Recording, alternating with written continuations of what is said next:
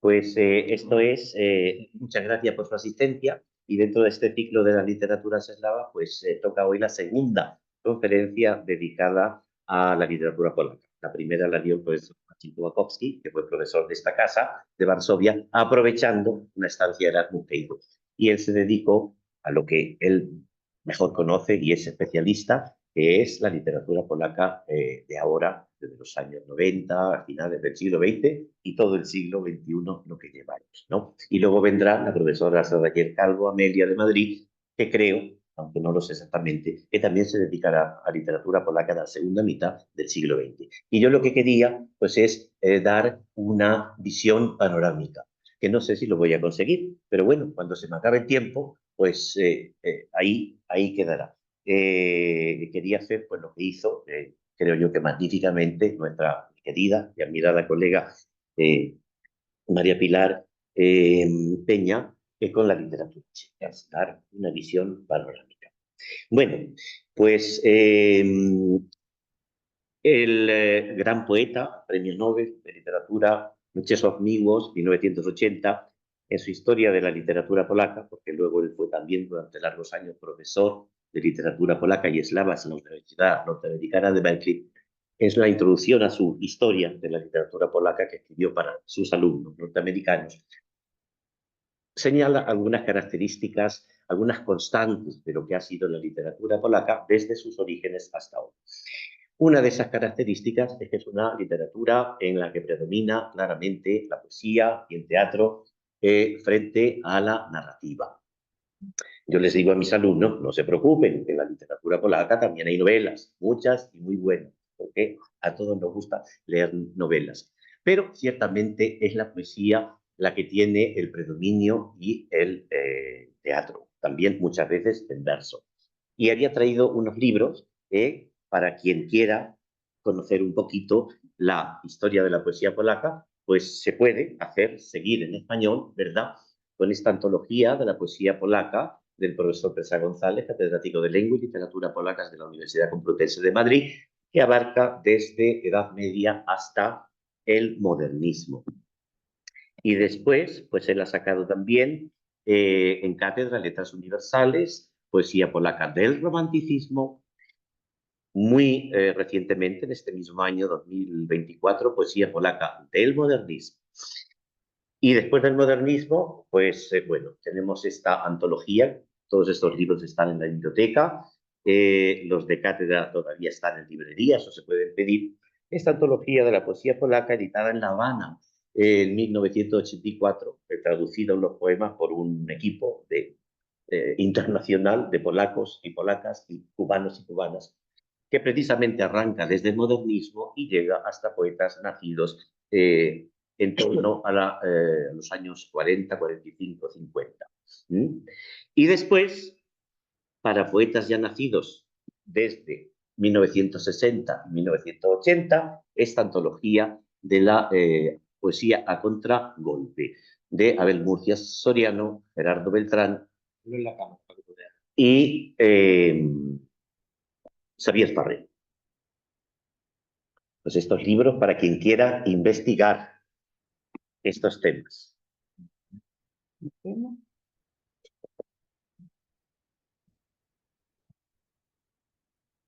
Y también alguna aportación granadina, que El cerezo crece, esta obra que es de poetas cracovianos, jóvenes, jóvenes en el momento en que salió el libro. Ahora son un poquito más jóvenes, menos jóvenes, lógicamente. Es de un libro de 2012, un equipo de traducción dirigido por la profesora Joel Guatelli Tedeschi.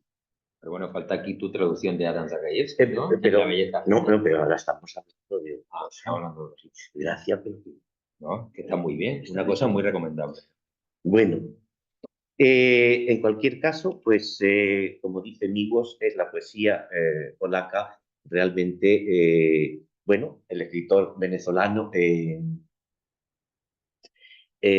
o sea, el gran poeta ruso, Yusif Brodsky, amigo, y premio Nobel también, y amigo de varios grandes poetas polacos del siglo XX, pues dirigiéndose a las personas que son capaces de leer en lengua polaca, pues dice, tienen ustedes mucha suerte porque la mejor poesía del siglo XX se ha escrito precisamente en esta lengua, en polaco. Yo no sé si es así o no, puede ser un juicio exagerado, pero viniendo de quien viene, creo que es digno de atención, efectivamente, sobre la calidad, cantidad y calidad de la poesía polaca. Bien, y luego otra importante característica de la literatura polaca a lo largo de toda su historia, como señala Miłosz, es el haber reaccionado siempre de manera pronta y enérgica a los acontecimientos sociales, políticos de la vida nacional. Esto es especialmente evidente en el periodo romántico, cuando Polonia no existía como Estado independiente en el mapa de Europa, desde 1795 hasta 1918, y el tema nacional pues estaba lógicamente omnipresente en la literatura y muy especialmente en la lírica. Esto, a juicio de muchos polacos también, hace que la literatura polaca a lo mejor no sea del todo exportable o no sea del todo inmediatamente inteligible para un público no polaco. Pero tampoco creo yo que se debe exagerar. No se trata, creo yo, de ninguna dificultad que no se pueda solventar con una buena introducción y con una buena, ¿verdad? Y por otra parte, pues junto a lo polaco está también lo universal. De hecho, pues había pensado que es un poquito rebuscado el título, titular esta conferencia Literatura Polaca, Polonidad y Europeísmo, porque ambas cosas están ahí totalmente coexistentes a lo largo de toda la historia de la literatura polaca. Dicho esto, pues ¿desde cuándo podemos hablar de literatura polaca? Pues desde que se constituye el Estado polaco como tal. Y para eso tenemos que retrotraernos, como señala el historiador británico, gran polonista Norman Davies, al año 965. Tenemos al duque o príncipe, no fue coronado, Mieczysław I, que es el primer gobernante polaco de nombre conocido y que fue el unificador de grupos, clanes, tribus de lengua y cultura comunes. Era un estado naciente, todavía no estaba cristianizado y, lógicamente, como señalan los historiadores, pues estaba buscando su lugar en el ámbito geoestratégico, digámoslo así, de la Europa de aquel tiempo. Y entonces, pues por vía matrimonial, hizo el gobernante polaco, Mieczysław I, pues una alianza con Bohemia. Ya era una tierra cristianizada, se casó con una princesa de Bohemia, la princesa Dobrava, y se bautizó. Y su corte, y simbólicamente al principio al menos, con él y su corte, pues todo su pueblo. Y esto supuso, pues ni más ni menos, la inserción de Polonia hasta ahora en el ámbito de la cultura europea, a la sombra del Imperio Romano Germánico, en alianza con Bohemia y también bajo el influjo de Roma, del papado romano. Y entonces, con todas las consecuencias, lógicamente, culturales que eso lleva consigo. Junto a la organización del Estado, pues hubo también una organización de las diversas diócesis eclesiásticas, llegan a Polonia diversas órdenes religiosas, fundan diversos monasterios, con todo lo que ello supone, no solo en el ámbito religioso espiritual, sino también cultural. Se introduce el latín, que va a ser realmente hasta el siglo XVIII, por lo menos, la segunda lengua literaria de Polonia, cosa que puede extrañar, dado que no es un país latino, pero que tiene su aplicación aquí. Y también pues, la introducción de los estilos artísticos europeos, llega el románico, llega el gótico, etcétera, etcétera, etcétera. Bien, pues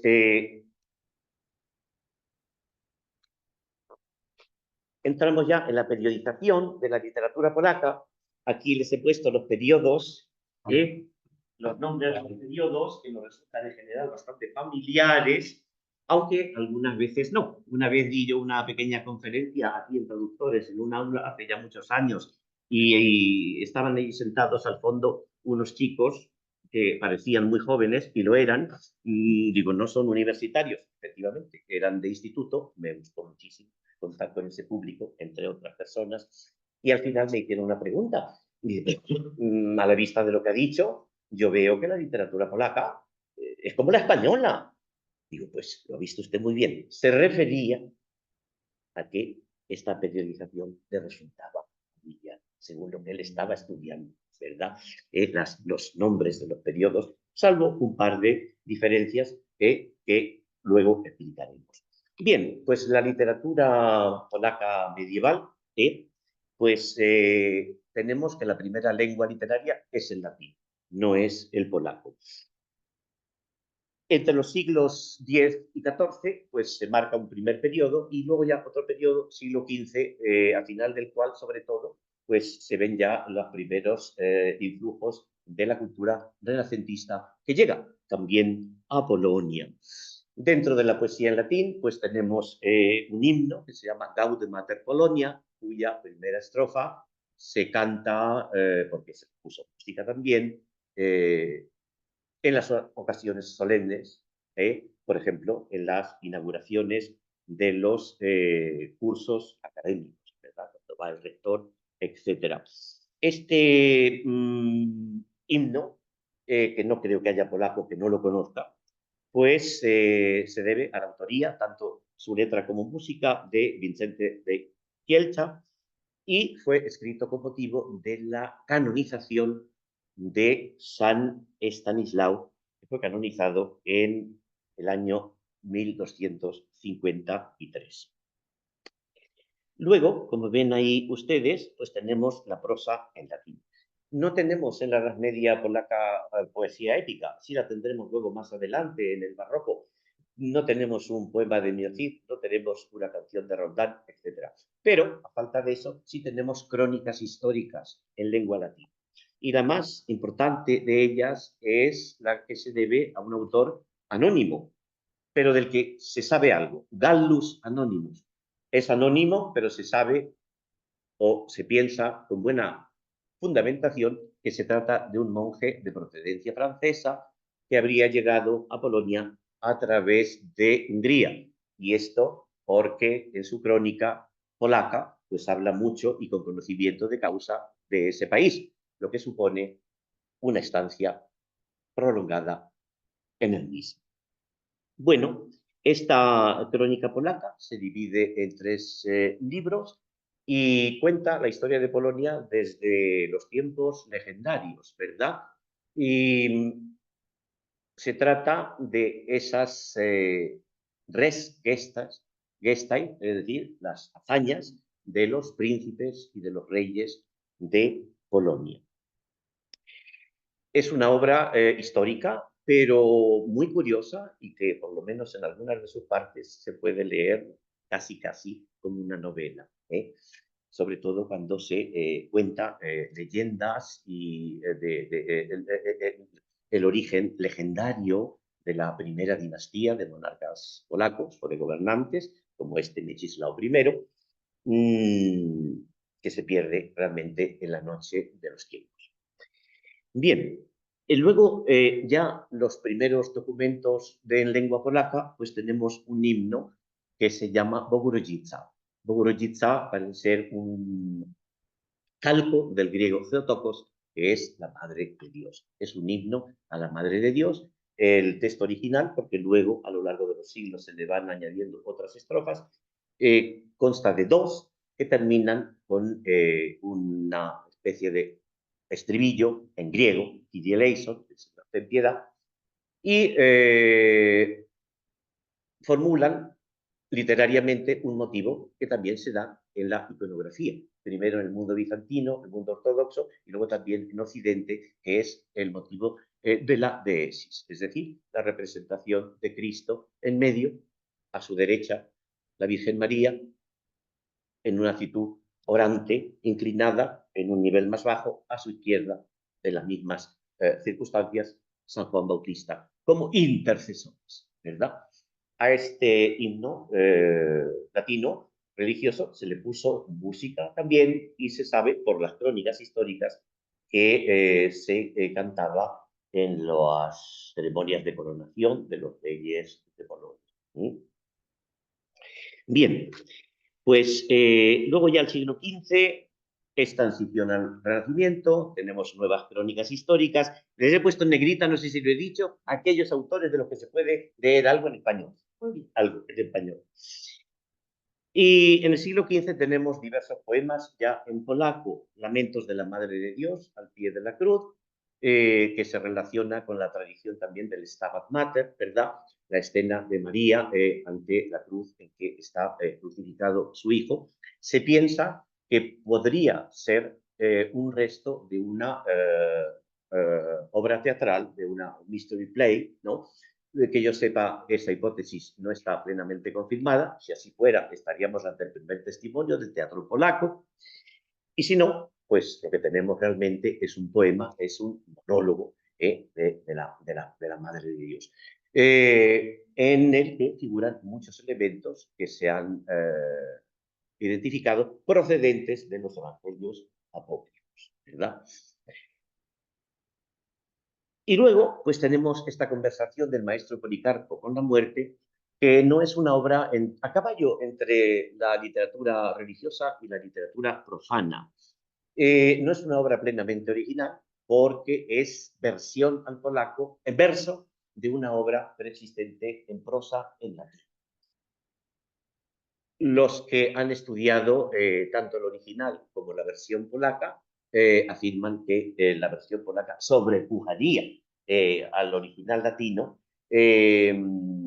Ofrece la versión polaca, lógicamente, detalles de la vida en Polonia y también se caracteriza por buenas dosis de humor negro o macabro, ¿verdad? Porque se trata de un magíster, de un maestro, yo diría por un profesor de universidad de entonces, que quería conocer a la muerte. ¿Qué aspecto tiene? ¿Qué aspecto tiene? Eso se lo pedía a Dios hasta que le fue concedido. Se le presenta la muerte no como esqueleto, sino peor aún, como un personaje femenino en descomposición. El maestro pues tiene un susto de muerte casi, se desmaya y luego cuando se recupera un poco, la muerte con mucho humor y así un poco zumbona, dice, no te preocupes, ya vendré por ti en su momento, ahora he venido porque lo has pedido tanto, ¿qué es lo que quieres? Y entonces pues le va preguntando ciertas cosas a la muerte y la muerte pues le va contestando, ¿no? Y ahí, por una parte, pues es un compendio, por así decirlo, de la doctrina cristiana, la forma de vivir bien para alcanzar vida eterna, ¿verdad?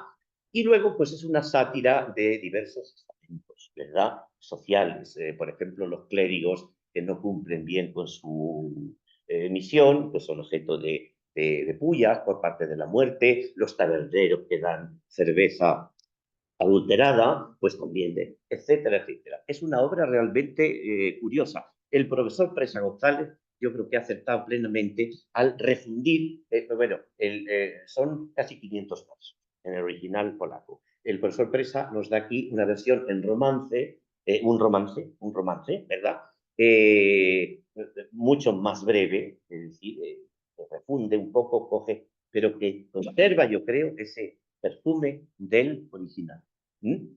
Bueno, se podría mucho más decir de la literatura polaca medieval, pero realmente pues vamos a pasar a lo siguiente. Sí diremos que el último rey de la dinastía de los Piast, quizá el más grande de todos, este sí fue rey coronado, entre otros, fue Casimiro III el Grande, que fue grande, parece ser, en todos los aspectos, pues dejó el Estado polaco en una situación mucho mejor de lo que lo había recibido.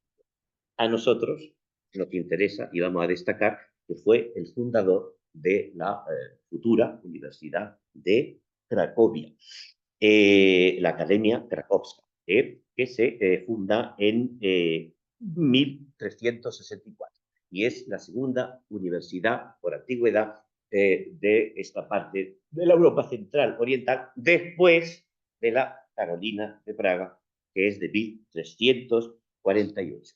El problema que tuvo este rey es que realmente pues, se murió, no tuvo descendencia. Y entonces, pues la corona pasó al rey de Hungría, Luis de Anjou, que estaba emparentado con los Piast, pero este tampoco tuvo descendencia masculina y la nobleza polaca aceptó a la hija, la princesa Eduvigis, o Jadwiga, hoy santa, la canonizó San Juan Pablo II en los años 80. Y entonces, pues tenía 11 años, parece ser, la niña, y la casaron con el gran duque de Lituania, Jagiełło. Y entonces, pues se instaura una nueva dinastía, la dinastía Jagiellónica. Los territorios del Gran Ducado de Lituania no estaban todavía cristianizados, pues a condición de que se cristianizara, fueron intereses económicos, políticos, estratégicos, parece ser, para las dos partes, y entonces, a partir de este momento, pues todos los reyes de Polonia serán reyes de Polonia, y al mismo tiempo grandes duques de Lituania. Aunque en principio se trata de una unión meramente personal, dos estados soberanos unidos por la persona del monarca común. Esto fue pues en el bautismo del gran duque Jagiellón, ¿verdad? Que subió al trono polaco con el nombre de Ladislao II. Ya había habido un primero. Y entonces, pues, se produce esa unión entre los dos entes estatales. De momento, solamente, como decimos, unión personal. Bueno, pasamos al siglo siguiente y ya tenemos el Renacimiento. Hubo un Renacimiento en Polonia, gracias también a la Universidad de Cracovia, que recibía a muchos estudiantes de fuera y mandaba también, porque entonces no había razón, pues los hijos de la nobleza, era la tradicional, que completaran su educación, sobre todo en las universidades del norte de Italia, Bolonia, Padua, del norte de Italia. Sí, había quien elegía París, había quien elegía más tarde, ya con la reforma protestante, pues los nobles de simpatía protestante los mandaban a Alemania, a Wittenberg o Leipzig o lo que fuera. Pero lo normal era completar la educación en una universidad del norte de Italia. Pero también tuvo un papel importante en la difusión del Renacimiento en Polonia una reina italiana.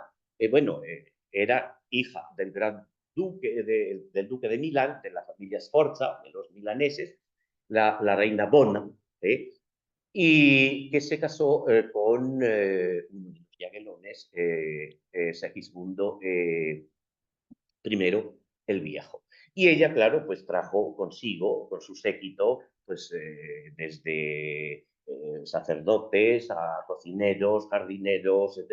Y eso influyó mucho también en profundizar, digamos, la penetración del Renacimiento en Polonia. ¿Mm? Bueno, pues aquí la literatura renacentista, seguimos teniendo poesía en latín, hay una figura importantísima, Janus Dantiscus, en latín, Jan Dantisek, que fue embajador de la corte de Carlos V, se casó con una española, pero es un poeta en latín. Él no, el polaco, que yo sepa, es neolatino. Es también el nombre de una cerveza.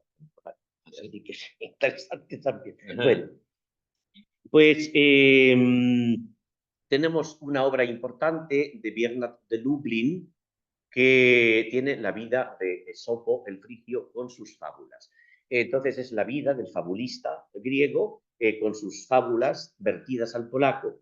Y esa obra también tiene un interés paremiológico, porque cada fábula tiene al principio o al final una especie de moraleja que constituye como un refrán. Así que también se considera la primera colección de refranes en polaco. Luego hay grandes escritores de temas políticos, Andrzej Przemożewski, que escribió su obra en latín, y Piotr Skarga, que la escribió en polaco. Son dos, Skarga era predicador real, era jesuita, era sacerdote, y Przemożewski pues se puede considerar un gran humanista polaco seguidor de Erasmo de Rotterdam. Erasmo de Rotterdam, que tuvo muchísima fama en Polonia, Erasmo. Que yo sepa, nunca estuvo allí, pero tenía muchos admiradores que se carteaba con ellos, con el mismo rey, le mandaban regalos importantes y además le mandaban también a veces a sus hijos para que estudiaran con él. Dicen que decía él, Polonia mea est, Polonia es mío, en el buen sentido de que la sentiría muy cerca de su corazón y de su mente. Bueno, son escritores de temas políticos, más audaz en sus propuestas de reforma, Matuszewski, más conservador, pero también crítico con ciertos aspectos de la vida política de la Polonia de entonces, el predicador real Piotr Stalna.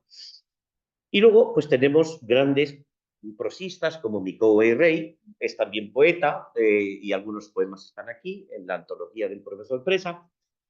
Y luego tenemos Łukasz Górnicki. Łukasz Górnicki pues es autor de una obra importante que se considera un modelo de excelente prosa polaca renacentista, una obra que no es completamente original, que se llama El cortesano polaco, que es versión del cortesano de Castiglione. Él lo que pasa es que poloniza, traslada, creo que el original italiano transcurre en la corte de Urbino, pues él lo traslada a la corte de un obispo de Varsovia y allí pues una serie de personajes dialogan tranquilamente sobre el ideal, ¿verdad?, del caballero y de la dama renacentistas. Poloniza, digamos, ese ideal del cortesano, adaptándolo a la realidad política.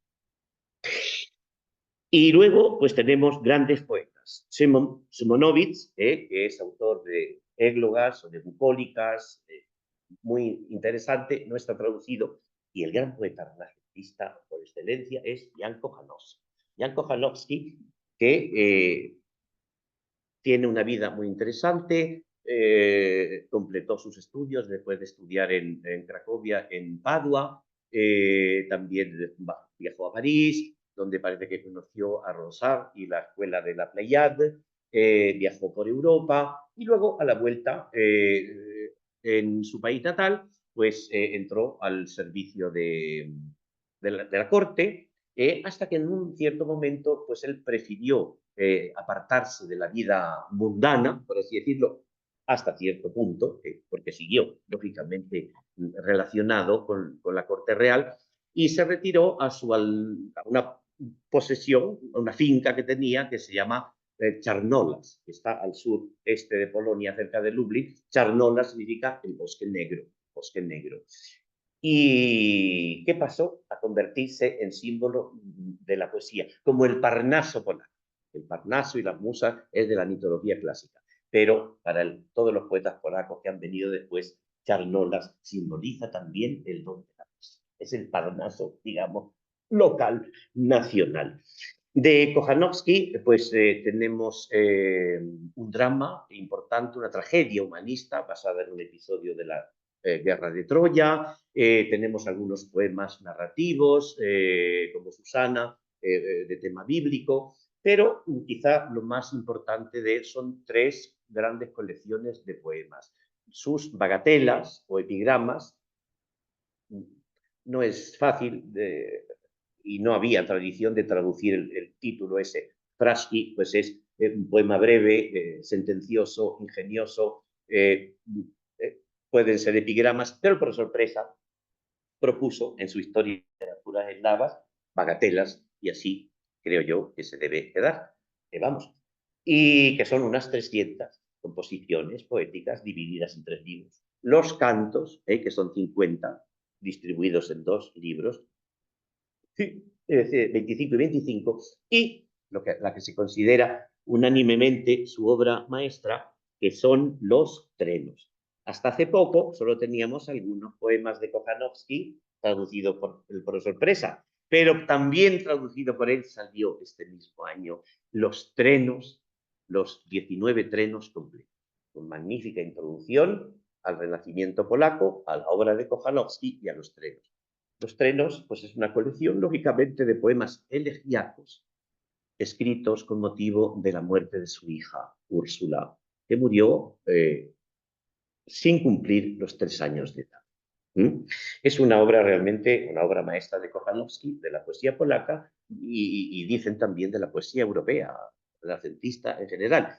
Entre las muchas cosas extraordinarias de esta obra, pues es que por primera vez, como dicen los estudiosos, aparecen en la literatura polaca los sentimientos profundos y de un padre que ha perdido a su hija y que busca un sentido, porque él estaba muy imbuido de la cultura clásica, grecolatina, él fue poeta en lingüe, yo siempre, hasta el final de su vida, tanto en latín como en polaco, muy especialmente del estoicismo.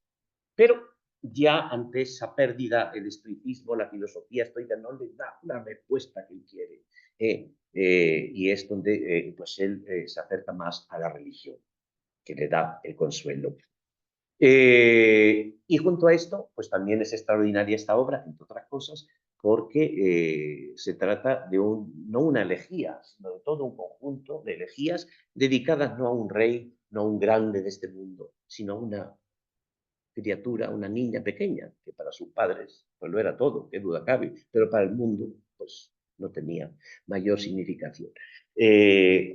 La tenemos, afortunadamente, es una obra también muy llena de cultura clásica, hay muchas referencias mitológicas, hay muchas referencias bíblicas, ¿verdad? Filosóficas. ¿Sí? Es interesante. Bueno, interesantísimo. La recomiendo mucho. Los trenos de Kochanowski. El barroco. El barroco, pues el siglo XVII, se me olvida decir que el siglo XVI en Polonia es el siglo de oro. Złoty wiek es una de las muchas paralelismos que han señalado los historiadores entre España y Polonia. Joachim Lelevel, profesor que fue del siglo XIX de la Universidad de Vilna, maestro del gran poeta romántico Mickiewicz, pues escribió una obra, está traducida, paralelos históricos entre España y Polonia. Pero siglo de oro, ¿en literatura o en toda la cultura? En todo, porque fue el periodo de máxima expansión, de máximo poderío militar, de máxima bonanza económica y también de mayor florecimiento de las artes y las letras. Así que, y así también el siglo XVII ya empieza, por así decirlo, o simplificando quizá mucho las cosas, un periodo de decadencia y que los polacos lo sienten como tal. Sobre todo en la segunda mitad del siglo, porque se vio Polonia envuelta en diversas guerras, de las que salió más o menos airosa, pero que tuvieron lugar en su territorio, y el país salió bastante debilitado. Guerras contra la rebelión de los cosacos ucranianos, guerras contra los suecos, invadieron el país, y guerra contra los turcos. Bueno, el barroco pues tiene una faceta de poesía importante, se distinguen los poetas metafísicos, en la literatura inglesa se habla de poesía metafísica, aquí también en Polonia, el más grande de todos, unánimemente reconocido, Mikołaj Semp-Sarzyński, ¿verdad? Pues una meditación sobre la brevedad de la vida, la fugacidad de los placeres mundanos, etc. Junto a eso hay otra corriente, sin perjuicio de la primera, de poesía de los placeres mundanos y exaltación de la vida en contacto con la naturaleza. De otro gran poeta que no lo tenemos desgraciadamente traducido, que es Szymon Ziemowicz. Y luego, poesía conceptista, de otro poeta, que algunos poemas tenemos aquí en la antología de Por Sorpresa, Jan Andrzej Mostyl. Tenemos algunas obras épicas, poemas épicos, que cantan pues alguna victoria, lógicamente, de Polonia en este siglo. Tenemos una mujer, quizá por primera vez, una mujer destacada, Elżbieta Druzhvazka, no tenemos nada traducido, se la llamó la musa eslava, no, la musa sármata, la musa polaca, y la Safo eslava. No tenemos todavía novela.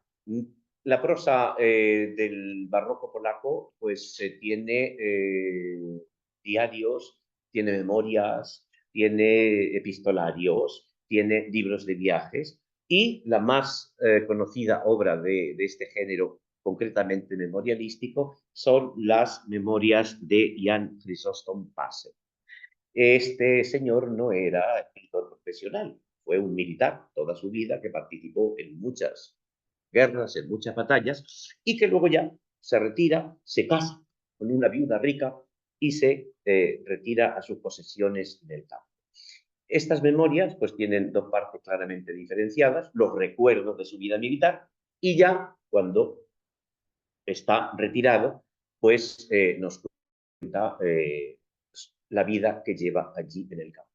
Como han señalado los estudiosos, tiene esta obra un triple interés, un interés histórico, un interés costumbrista, pues porque narra las costumbres, los usos en la mesa, vestido, el ciclo de las estaciones del año en el campo, la siembra, la cosecha, el ganado, la caza, en fin, escenas costumbristas, y tiene también un valor literario.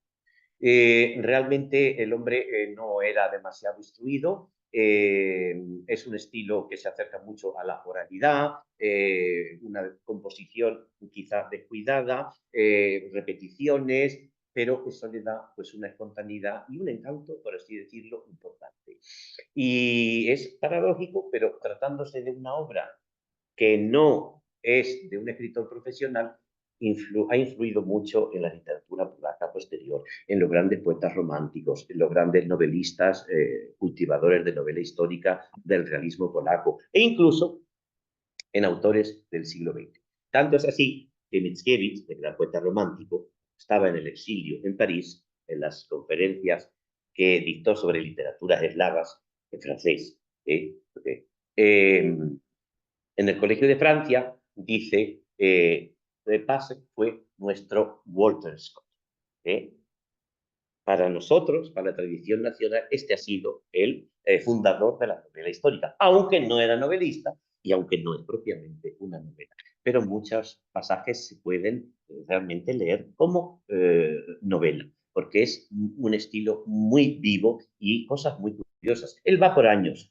Dice Rok Painski, año del Señor de 1670, año del Señor de 1771. Ahí va. Y luego pues tiene pasajes que realmente hoy, pues a mí personalmente, y no solo a mí, pues nos resultan, él era muy aficionado a la cría de pájaros, y tenía también una nutria amaestrada, que cuenta él todas las habilidades que había conseguido enseñarle al animal. Tanto es así que la fama de la nutria se extendió y llegó a oídos del propio rey, entonces era Juan III Sobieski, que se la pidió.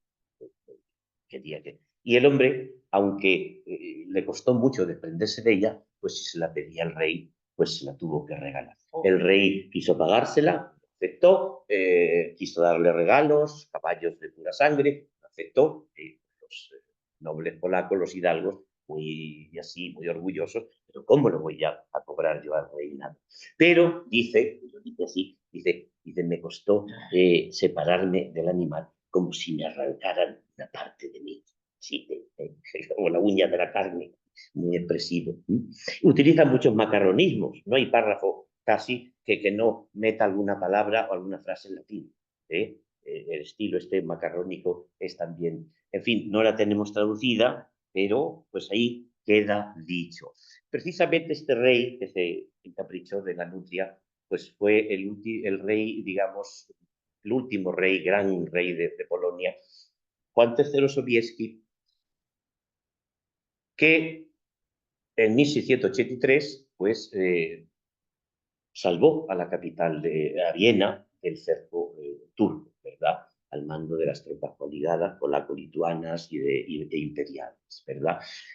Pero se dice que ese fue ya, digamos, el canto del cisne. del poderío político-militar del Estado polaco-lituano, el canto del cisne. Ya después de eso viene una decadencia. A todo esto hay que decir, una pincelada histórica, que también se extinguió la dinastía de los Jaguelones, porque el rey Segismundo II Augusto pues, murió sin descendencia. Y morí, bueno, ahí antes de morir, viendo lo que había, pues entonces se llevó a cabo una unidad más profunda con el reino de Lituania, ¿verdad? Con el Gran Ducado de Lituania. Y en 1573 tiene lo que se llama la primera elección libre de monarca. La monarquía polaca pasó a ser electiva. Electiva. Se presentaban allí candidatos de diversos sitios y elegían al rey. Es un sistema bastante curioso. El primer rey que se eligió por este sistema pues fue un príncipe francés, Enrique de la Casa de Valois. Eso lo cuenta también en un capítulo de La Reina Margot, de Alejandro Dumas padre, y en la película que se hizo, que fue muy famosa en su tiempo, pues usted que es más joven no lo conocerá, pues aparece un capítulo en que llegan los embajadores polacos allá a la corte francesa, la reina Catalina de Medici, a negociar a ver si el príncipe, que duró poco, porque murió su hermano, Carlos IX de Francia, le tocaba a él, se fue a Francia. Parece ser que hubo posibilidades de mantener las dos coronas, pero el rey ya no. El siguiente fue un príncipe de Transilvania, Stefan Batory. Se eligieron reyes de la dinastía sueca, de los Vasa. Se eligieron de la dinastía de los Wettin de Sajonia. Y algunos también se eligieron entre la nobleza. Por ejemplo, este rey que fue Juan III Sobieski, que era polaco. Bueno, esto también es que tiene luego su reflejo en la literatura y algunas pinceladas hay que decir. La ilustración, pues bueno, finales del siglo XVII y los 2 decenios primeros del XVIII fueron de franca postración, decadencia. El Estado polaco-lituano pues estaba cada vez más debilitado por causas internas y por causas externas, porque las tres potencias grandes vecinas, Imperio Ruso, Imperio Austriaco y el Reino de Prusia, pues ingerían cada vez más, si se puede decir así, en la política polaca.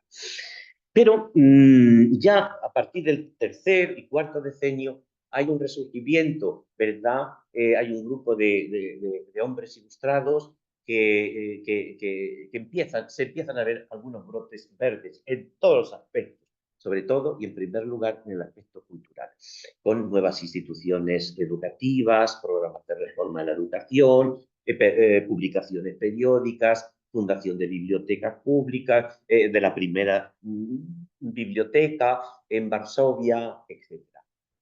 De todas formas, hay historiadores y de la literatura también, que con un criterio más estricto consideran que realmente la ilustración polaca como tal dura lo que duró el reinado del último rey de Polonia, que fue un noble polaco, Stanislao Augusto Poniatowski, que reinó de 1764 a 1795 en Kiev.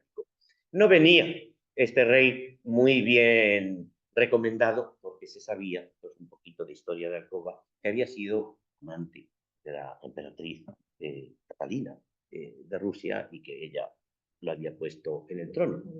Pero aún así, pues el hombre pues, llevó a cabo una política reformista, se rodeó de intelectuales de primer orden, ¿no? Y venciendo no poca resistencia interior, de nobles polacos que no veían con buenos ojos las reformas, ¿verdad? Claro, en Polonia es que nunca existió monarquía absoluta. No existió monarquía absoluta en Polonia.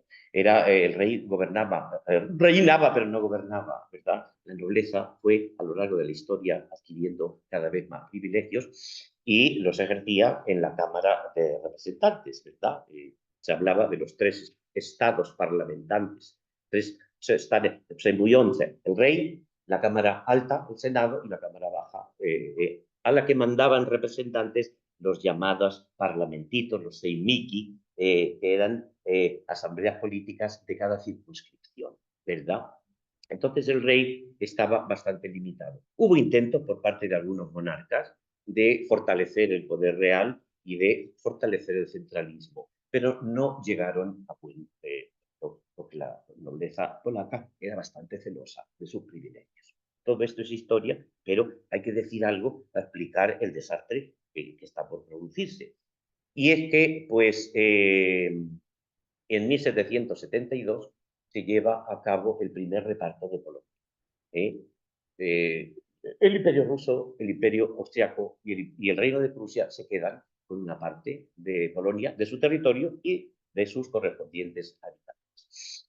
Esto, pues, fue un mazazo que parece que un aldabonazo en la conciencia nacional. Se llevaron a cabo nuevas reformas y, bueno, aprovechando la guerra de Rusia con Turquía, pues se reunió la Dieta, el Parlamento de los 4 años, el Sejm Czteroletni, y de ahí surgió la Constitución polaca de 1791, Constitución de 3 de mayo de 1791, que es la primera constitución moderna europea y segunda en el mundo después de la de los Estados Unidos de Norteamérica. Ahí ya se hacía la monarquía polaca hereditaria, se reforzaba el poder real, se creaba por primera vez un ejército nacional con un número de contingentes de soldados fijo, se limitaban los privilegios de la nobleza y se extendían hasta cierto punto los derechos políticos a burgueses y campesinos. Pero realmente esta constitución no entró prácticamente en vigor. Hubo parte de la nobleza que no la aceptó y entonces pues se produce un segundo reparto de Polonia. Esta vez no interviene Austria, sí Prusia y Rusia en 1793. Estalla la insurrección del general Kosciuszko, es aplastada y en 1725 se produce ya el tercer y definitivo reparto de Polonia, que desaparece del mapa. Bien. Bueno, la cultura, la literatura ilustrada, pues es interesante, se distingue una corriente clasicista, una corriente sentimentalista, hasta de rococó. Se habla en literatura, aunque es más bien, como sabemos, de artes plásticas y decorativas. Y tenemos, pues, algunos poetas importantes, Rózewicz, Kaczyński, clasicistas, Karpinski, sentimentalista. Y en cuanto a la prosa, tenemos la primera novela polaca de 1776, que son Las aventuras de Nicolás Dostoyevsky. Esta novela, pues, no está traducida al español, y entonces, pero sí la tenemos en la biblioteca en inglés. Este apellido es de estos apellidos que significan cosas. Dostoyevsky es la experiencia, pues Dostoyevsky es el experimentado. En inglés se ha traducido The Adventures of Nicholas Wisdom, sabiduría. En italiano, de expedienti. Y la profesora Amelia Serrayer Calvo propone que se podría llamar Nicolás Experiencias, como Suárez o González, no sé, que recoja de alguna manera. Es la historia de un muchacho de la hidalguía rural que lo manda a su padre en la primera parte a estudiar a Varsovia con un preceptor, pero en Varsovia hace de todo menos estudiar, ¿verdad? Pues se echa a perder el muchacho y contrae deudas de juego, tiene que salir por piernas, por así decirlo. Se marcha de Polonia, va a París, le sucede lo mismo, las deudas de juego, pasa a Holanda y ahí se embarca en un barco hacia la isla de Java. Y ahí termina la primera parte. La segunda, el barco naufraga y él, pues las olas lo echan, lo arrojan a una playa de un sitio que resulta ser una isla donde reina pues un sistema político verdaderamente desconocido para él. Estamos en una parte de novela utópica. Es un Estado sin instituciones, es una sociedad sin Estado, una religión sin institución eclesiástica, todos iguales, todos igual, aquello es Un paraíso, no tanto, pero en fin. Y luego ya en la tercera parte sale el de la isla, huye de allí y, bueno, pues llega a la América del Sur, trabaja en las minas de Potosí. El que sale de su aldea no tiene experiencia, pero el que regresa luego a su aldea ya es un hombre joven, pero ya experimentado, y después de muchas experiencias de vida y muchas penalidades, pues llega convertido pues, y además un hombre ilustrado, con ideas renovadoras de cultivar sus campos y de reformar el campo polaco, y así termina. Participa de diversos géneros de novela sentimental, novela de costumbrista, novela pedagógica, como el Rousseau, o sea, el Emilio de Rousseau, novela utópica, como los viajes de Gulliver de Swift, aunque parece que lo que más se parece es al Cándido de Voltaire. Pues a ver si se traduce esta novela. Y luego en el siglo XVIII tenemos otra novela, que eso ya es de fama mundial, que está traducida al español, que es el manuscrito encontrado en Zaragoza, del conde Jan Potocki. Este conde pues escribió en francés, la obra está escrita en francés, no se tradujo al polaco hasta 1847. Un señor que se llamaba, lo apunto aquí para que no se me olvide, porque no es un nombre que maneje yo mucho, Edmund Wojciechowski, y se considera la traducción en polaco como muy buena prosa del XIX. Muy buena prosa del XIX. Un profesor que viene de Erasmus, luego en primavera, dice que me lo da. Yo no se la he pedido, pero bueno, si te la traes, es mejor. Pues no. Ya está. Y entonces, esta obra está traducida por todas las lenguas cultas, se han hecho películas. En español hay una versión abreviada que solo coge los episodios que transcurren en España. Luego hay una versión completa en pretextos, otra versión completa en ciruela, aunque la más completa, porque es una historia textual bastante complicada en el original francés, parece ser que es la traducción de Barcelona acantilado. Se considera pues una obra maestra de la literatura fantástica de todos los tiempos. Tiene mucho de novela gótica y tiene también mucho de esa visión romántica o prerromántica de España. Los episodios que transcurren en España, porque ¿dónde se encuentra el manuscrito? El manuscrito se encuentra en el sitio de Zaragoza.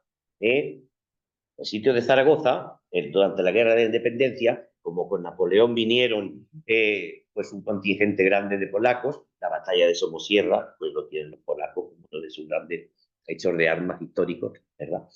Pues allí, en una casa abandonada, un soldado se encuentra un rimero así de papeles, no entiende el idioma, lo lleva para que lo traduzca y esa es el procedimiento del manuscrito encontrado, como Quijote con el manuscrito de Cidiamente Benengeli en la Aljama de Toledo. Y entonces, pues muchas transcurre pues los bandoleros de Sierra Morena, gitanos y gitanas, historias de aparecidos, de almas en pena, de fantasmas. Esa es la visión también de la España romántica o prerromántica, ¿verdad? Como la Carmen y la de Giolana Baja en la Liga. Es muy interesante de todos los puntos de vista. Bueno, es muy interesante esa obra, muy interesante. Sí, es verdad, vamos, que no porque lo diga yo, sino que el teatro ilustrado es importante, pero no tenemos ninguna obra traducida. Realmente son comedias en que se propagan, digamos, los ideales de la ilustración y la política reformista del rey Poniatowski. Al servicio. Claro, estamos en el siglo XVIII, es una literatura didáctica, utilitarista, pero en el concreto, en un contexto polaco, de apoyo a la política del rey, que como ya hemos dicho antes, no le faltaban enemigos en su propia casa. Había también propios polacos de la nobleza que pidieron ayuda a la emperatriz para frenar esas reformas. Otros sí, estaban a favor de la reforma, pero bueno, no quisiera yo simplificar en exceso las cosas, a lo mejor no tenía que meterme en estas cosas, pero es que está todo muy la historia. Bueno, cuando sea me recortas. El romanticismo, pues bueno, ya en 1797 vemos a soldados polacos, las legiones polacas, que están con el ejército napoleónico en la campaña de Italia. Y de ahí surge una poesía patriótica, que surge, por ejemplo, el canto de las legiones polacas, que andando el tiempo se convierte en el himno nacional polaco, la mazurka de Dąbrowski, el general Dąbrowski, que luego se cantó durante muchos años, pero se declaró himno oficial polaco ya con la Segunda República, así llamada polaca, la que surge ya en la Polonia independiente después de la Primera Guerra Mundial. Después de la Segunda Guerra Mundial se plantearon otra vez qué himno poner, porque en este himno se alababa a Napoleón. Nos ha dado ejemplo Napoleón cómo tenemos que vencer. Pues no era muy políticamente correcto. Se lo dice, que yo no lo sé, que Stalin mismo dijo que siga este himno porque se le gustaba. Yo no lo sé, pero así siguió. Bien, pues, y ya, bueno, tenemos ahí unos años de transición, se habla de los últimos ilustrados, primeros románticos, y en esa época de prerromanticismo destaca una autora muy importante, de una familia de mucha nobleza, la princesa Maria Czartoryska-Wirtemberska, porque se casó con un príncipe alemán de este apellido, que nos ha dejado una novela que en los últimos años, no solo en Polonia, pues está siendo objeto de interés y de estudio, también desde el punto de vista de los estudios de la mujer y de femeninos feministas, que es Malvina o la perspicacia del corazón. Está traducida al inglés, Malvina o la perspicacia del corazón.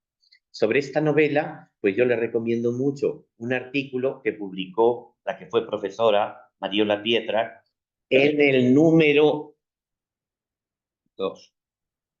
El mundo en la botella. 4 de 2005, el dedicado al Quijote.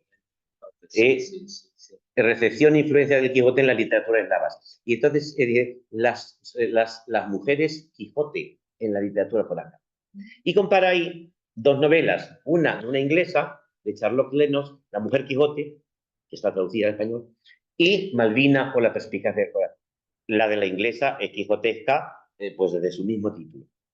La novela polaca no cita a El Quijote, pero como demuestra la profesora Pietra, que además traduce algunos trozos de la novela ad hoc, pues es quijotesca. En tanto en cuanto, pues ella, digamos que forma su personalidad basándose en lecturas que conforman su visión del mundo.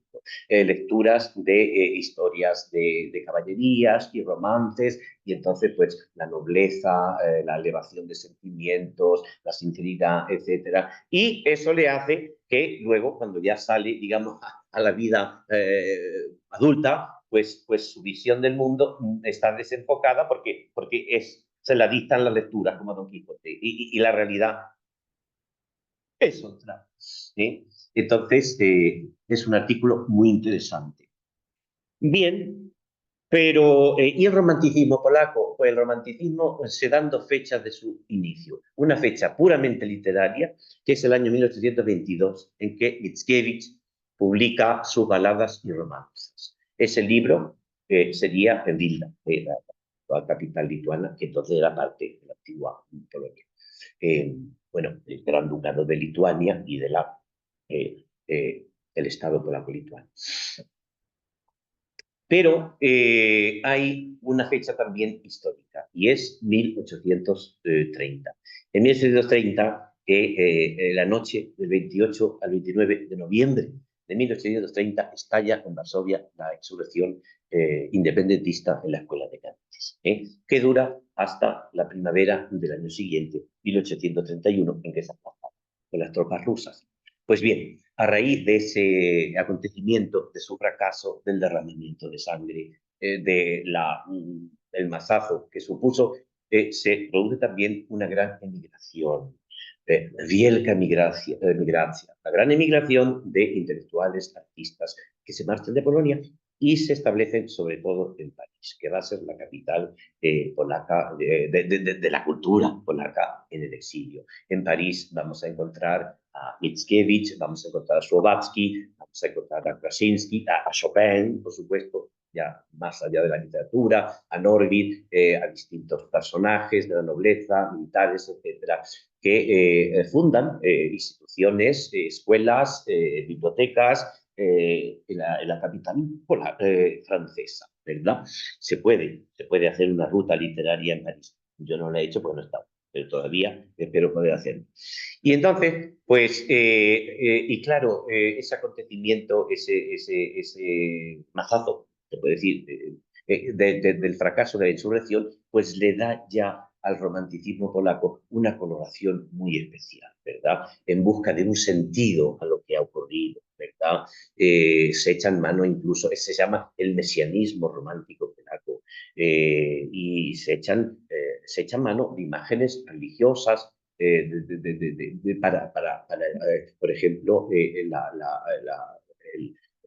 la pasión de Cristo, como pues la pasión también de Polonia. La imagen del alma y el cuerpo.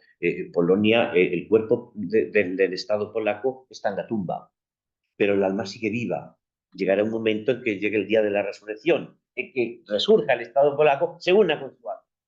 Otra vez, ¿sí? Entonces, ese tipo de imágenes, por el principio nos pueden resultar un poco chocantes, cuando ya se mete uno, pues bueno, es una, digamos, una visión muy propia del romanticismo polaco. De Mickiewicz tenemos traducido, y además hay 3 versiones distintas, una de Vicente Tortajada para Renacimiento, Sevilla, otra de Antonio Benítez Burraco, con prólogo de la profesora Isa Sokolova, y otra del profesor Presa González, incluida aquí. Aquí en la otra incluía algunos sonetos, aquí incluye los 22 sonetos de Crimea. De Crimea. Luego, pues, tiene Los antepasados, que es su obra maestra.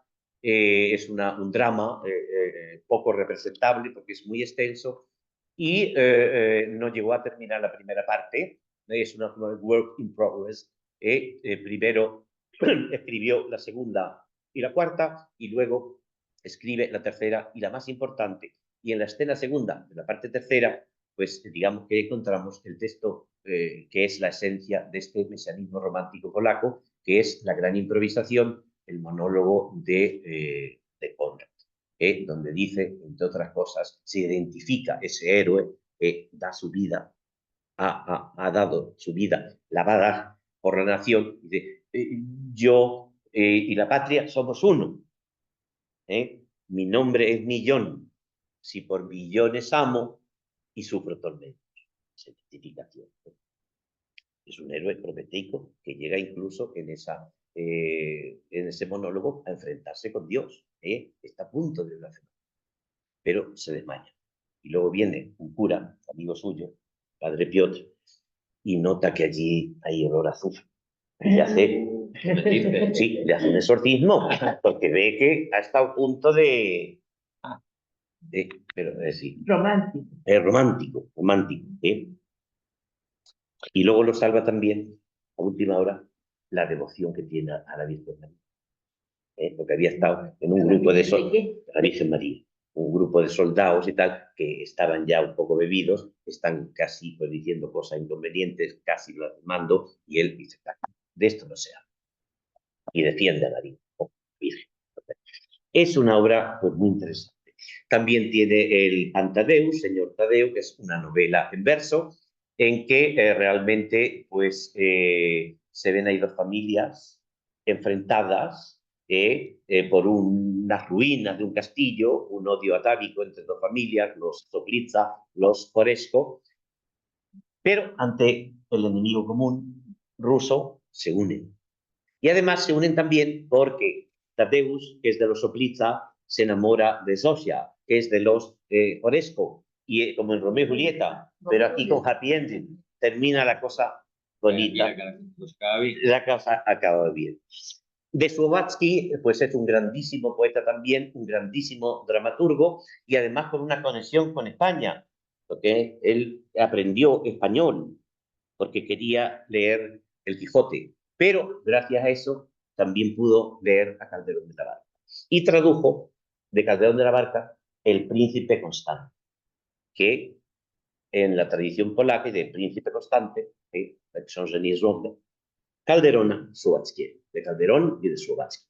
No es una mera traducción, le interesaba ese tema clarísimamente, porque el protagonista, el infante portugués, don Fernando, cae prisionero, ¿verdad?, en el norte de África, los captores pues exigen para su liberación la entrega de Ceuta. Parece que la corte de Lisboa está de acuerdo, pero el infante dice que niega, que él prefiere seguir allí y que Ceuta no se y muere allí. Entonces, Słowaczki veía ahí ese símbolo de resistencia, de magnanimidad, de fortaleza de ánimo, y lo propone como imagen de lo que debe ser los patriotas polacos. De no ceder ante la adversidad.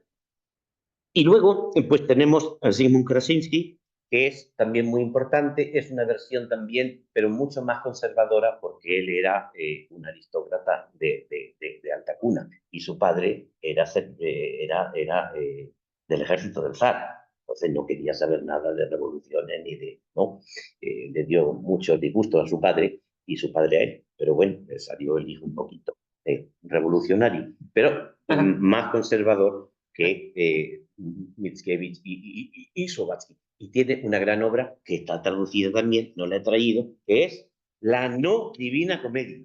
La no Divina Comedia. Divina Comedia. Es humana, incluso demasiado humana. Voy terminando ya. Bueno, sí, pero ya termino. Y luego, pues de Norwid, es muy interesante también. Norwid, ¿este es mío? No, de tuyo. ¿Aquí? Bueno, aquí está. Pues es interesante porque tiene un poema que es Nuestra Epopeya, que coge el símbolo de Don Quijote y Dulcinea para representar los patriotas polacos son Don Quijote. Y Dulcinea es Polonia, que sufre el encantamiento de las potencias que la tienen dominada.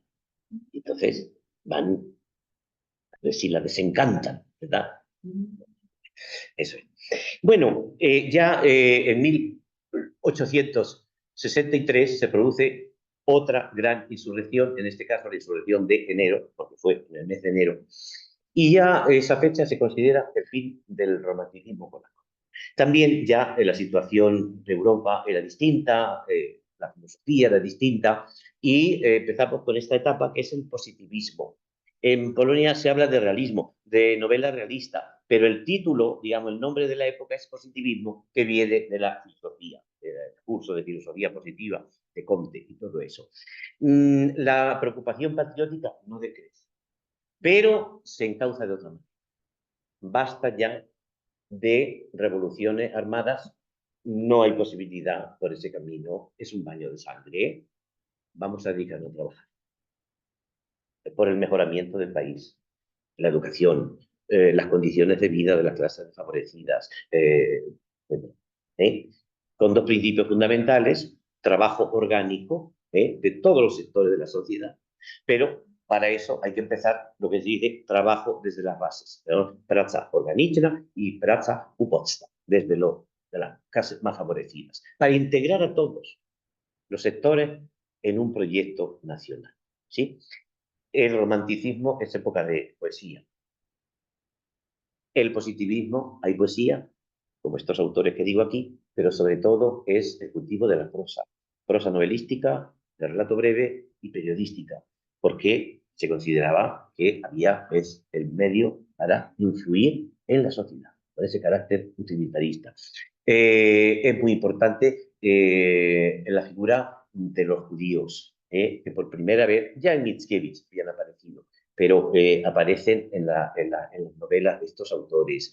El problema de los campesinos, el problema de los niños y su falta de instrucción en zonas rurales, el problema de la mujer también. Entonces, y hay grandes novelistas como Proust, que es seudónimo, Alexander Blavatsky, autor de La muñeca, que se considera la obra maestra del realismo polaco, Sienkiewicz, que es quizá el autor más importante de Polonia, el más conocido durante muchísimo tiempo. Fue el primer premio Nobel polaco de literatura en 1905, Quo Vadis, ambientado en la antigua Roma, de Nerón, persecución a los cristianos, hay películas, superproducción de Hollywood también, la trilogía histórica del siglo XVII, Ognjeni a fuego y espada, lucha contra la rebelión de los cosacos, Potop, el diluvio contra los suecos y el señor Wołodyjowski, traducido nuevamente, un héroe polaco, supongo que va a evitar el engorro del apellido ese, pues contra los turcos. Y también esta señora, Elisa Orzeszkowa, que tiene una producción inmensa, quizá la que más trata a fondo todos los temas típicos del positivismo, los judíos, las clases desfavorecidas del campo, clases desfavorecidas de la ciudad, la mujer, pero no tenemos nada traducido. Y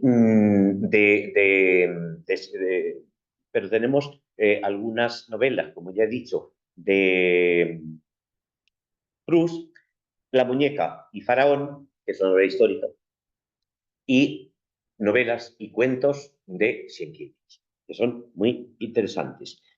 Bueno, ya hacia los años, 5 minutos más, ya unas pinceladas, pero no se puede decir todo, sé que digo mucho, vamos que me enrollo mucho. Y entonces quiero decir, ya hacia los años 80 empiezan las primeras publicaciones de los simbolistas.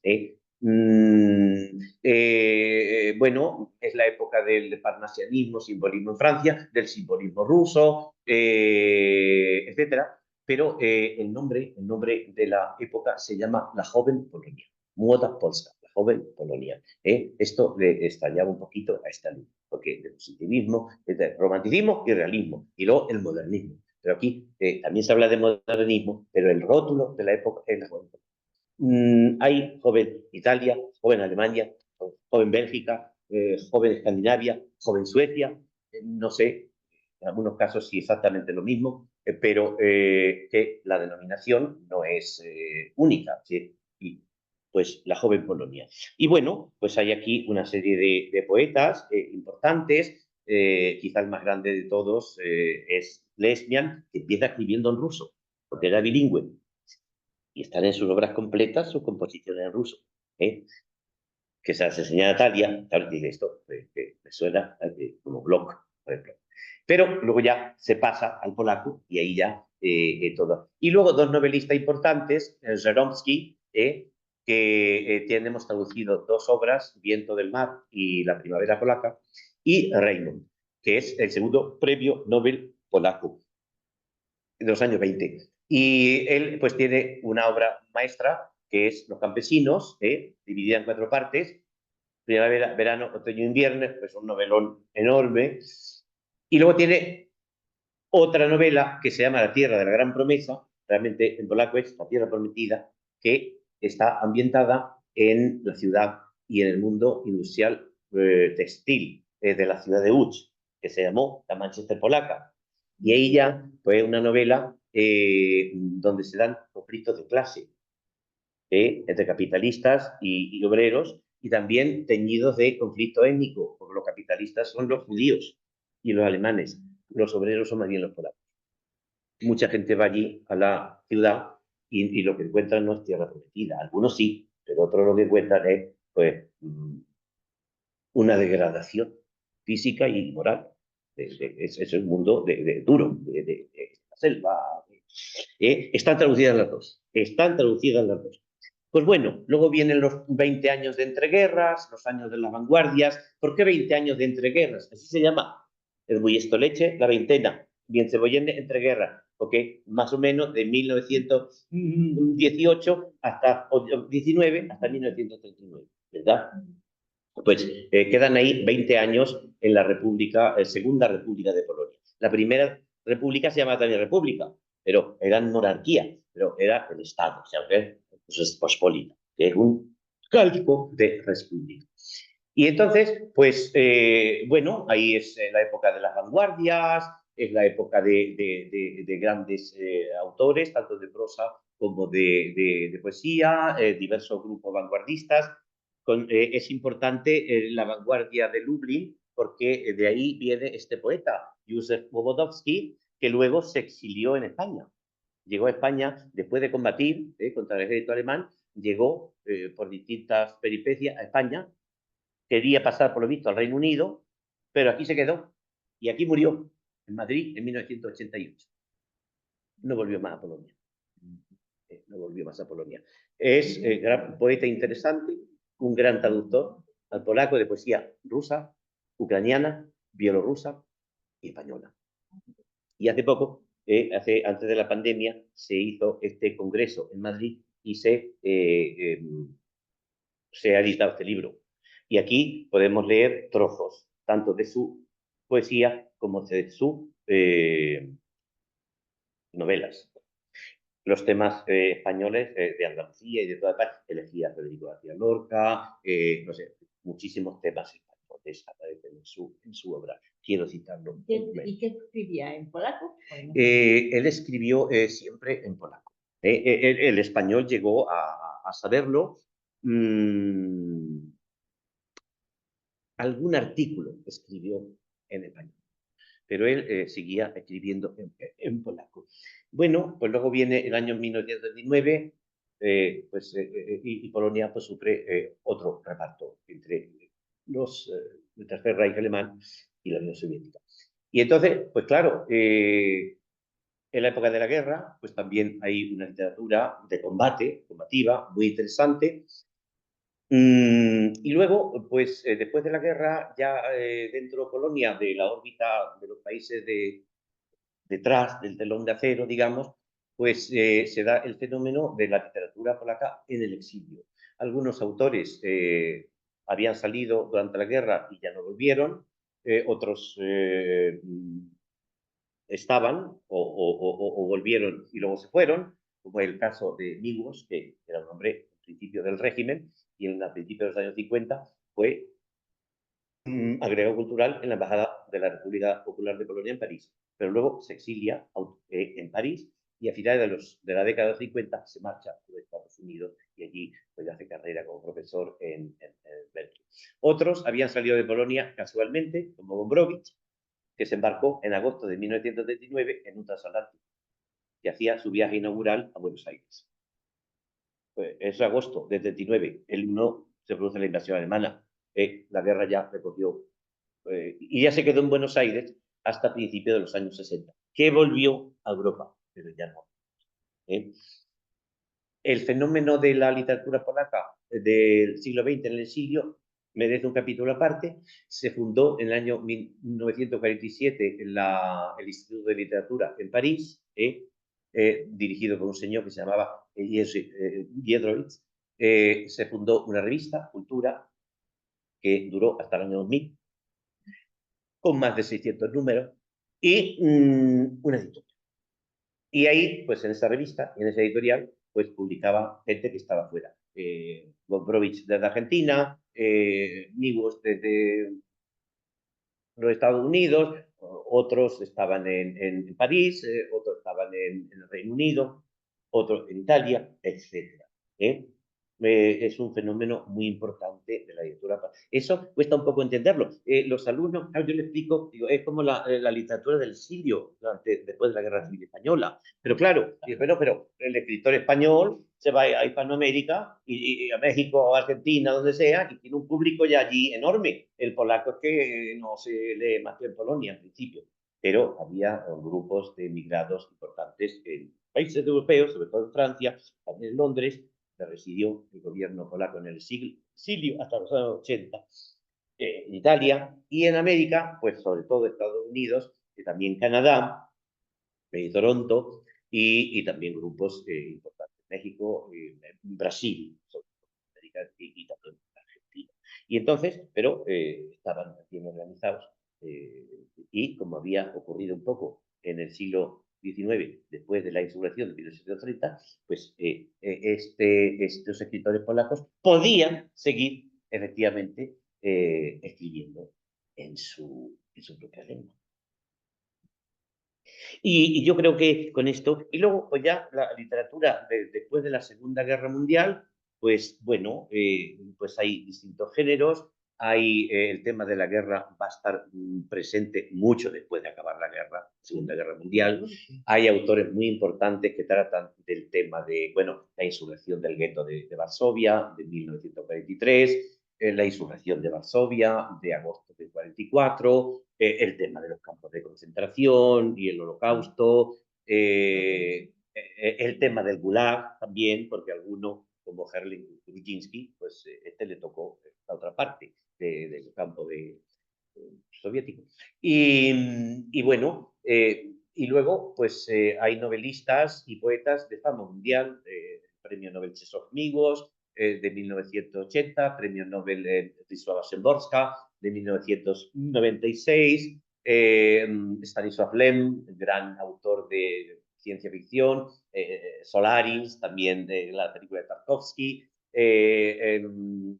pues yo qué sé, Gombrowicz, que por su estancia en la Argentina, pues él llegó a conocer bien el idioma español, se tradujo junto con algunos amigos allí en Buenos Aires, algunas obras suyas, y lo tenemos prácticamente todo traducido, pues no sé, Kapuscinski, premio Príncipe de Asturias era entonces, de Ciencias Sociales, los reportajes, Zagayevsky como gran poeta de generación ya posterior, lógicamente, a estos que citaba antes, de la generación del 68, de la Nueva Ola, premio Princesa de Asturias, bien, bueno, pues ya, pero en fin, de cosas de estas ya de segunda mitad del siglo XX, supongo que hablará Amelia Serrayer, creo que hablará, y de finales del siglo XX y todo el XXI ya habló de una Polonia ya muy distinta también, ¿verdad?